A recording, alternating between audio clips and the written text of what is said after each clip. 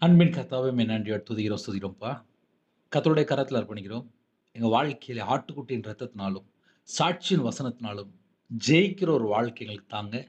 உம்முடைய கிருபையினால நிரப்புங்க. குறைகள், குற்றங்கள் எல்லாவற்றையும் உம்முடைய இரத்தத்தினால கழுவி சுத்திகரிங்க.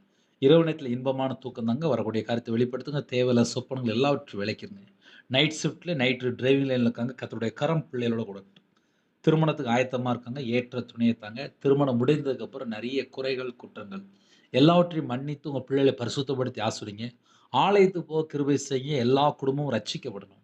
நைட் ஷிஃப்ட்ல நைட் நேரத்தில எந்த நாட்டுக்குள்ள இருக்காங்களோ, எல்லா குடும்பத்துக்கும் கர்த்தருடைய பாதுகாப்பு வேணும். வெளிநாட்ல இருக்காங்க. அவங்க இருக்கிற இடத்துல எல்லா தடையெல்லாம் நீக்கி ஆசீர்வதிங்க. யாரெல்லாம் இணைந்துருக்காங்களோ, கர்ப்பதினியா யாரெல்லாம் ஜெபிக்கிறாங்களோ, கர்த்தர் மனமிறங்குங்க. மாசமா இருக்காங்க, கர்த்தர் ஆசீர்வதிங்க. டெலிவரிக்கு யாரெல்லாம் போறாங்களோ, கர்த்தருடைய கரம் பிள்ளைகளோடு கூட இருக்கட்டும்.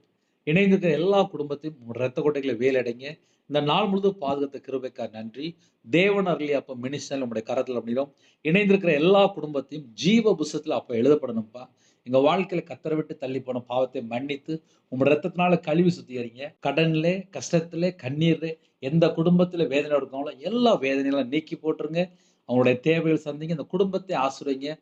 சரீரத்தில பலவீனத்தோடு படுத்த படுக்கையில, அவசர சிகிச்சையில, ஹாஸ்பிட்டல்ல எந்த குடும்பத்தில கண்ணீரோடு இருக்காங்களோ, உம்முடைய தழும்புள்ள கரத்தினால தொட்டு சுகமாக்கித்தாங்க. தொட்டு சுகமாக்கித்தாங்க. ஒவ்வொரு குடும்பத்துக்கும் தீர்காயுச கட்டளையிடுங்க.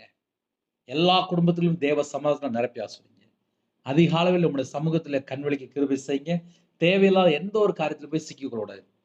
எல்லா குடும்பத்தையும் உம்முடைய இரத்த கொட்டைகளை வேலடைங்க. கர்த்தர் கூட இருங்க. உங்க நாமம் மகிமைப்படட்டும். இயேசு கிறிஸ்துவின் மூலம் பிதாவே, ஆமென்.